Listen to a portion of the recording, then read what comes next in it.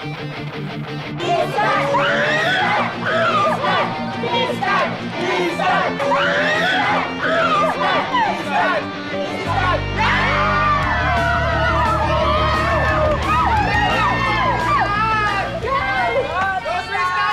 magkano po ulam? Dito 50. Dito naman 30. Kaso ate, 25 lang hutong pera ko. Baka po pwedeng yung bistek kahit kalahati lang.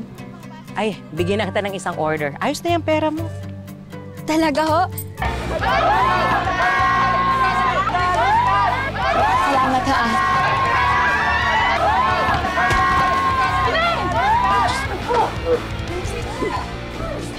Miss, okay ka lang? Ikaw kaya bulugbugin ko ng bola sa mukha. Sa tingin mo okay ka lang? Lo, ang taray naman. Ito nga. Sino ba kasing Boblox na basketball player yung gumawa nun?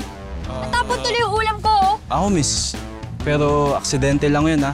Hindi ako bobo sa basketball. Varsity nga ako school namin, eh.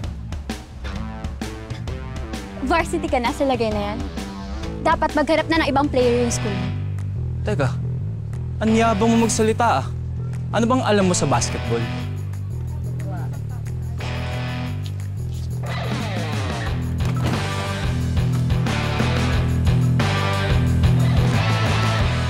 Yun na ba yun? Eh, tsamba lang naman yun eh. Kung gusto mo masubok ang galing mo, makipag one-on-one ka sa akin. Pag nanalo ko, ibibigay mo sa akin ang account mo sa Socknet. Eh bakit naman ako papayag? Hindi naman kita kilala. At wala akong balak na kilalanin ka, no? Pero, pag nanalo ka, papakyawin ko lahat ng ulam dito sa kalendarya ni Talet, tapos iuwi mo na. Ampaw, baka nga wala kang pambayad eh. Talunin mo para maubos na tong paninda ko. O tara, sige! Game! Go, Tristan!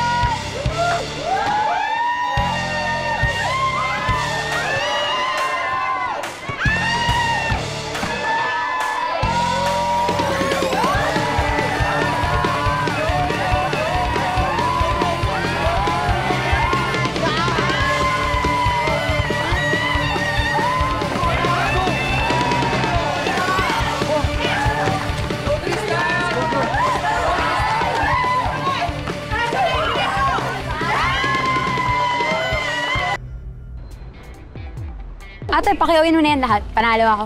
Oh, 850 lahat yan, Tristan, ha? Miss, isang bomba ng gabi papakainin mo? Oh, eh di ba yun yung usapan natin? Papakyawin mo lahat. Natalo ka, kaya magbayad ka. Salamat, ate. Sa dami na binili ko sa'yo, baka naman. Pwede ko nang mahingi yung Sockmed account mo. Asa ka. Bakit? May magsiselos ba? Neng, ba't ang tagal mo? Kala ko bibili ka lang ng pagkain. Ito na nga, oh. Binabalot na. Ayun lahat? Ba't ang dami? 25 lang dala mo kanina. Ako bumili lahat sa kanya niyan. Bakit? Oy, excuse me. Napanalunan ko to sa pustahan. Hindi mo ko nilibre.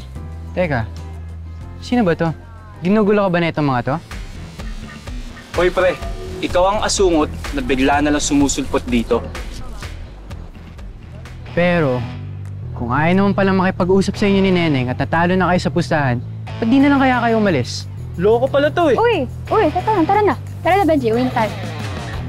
Na. Ate, salamat po.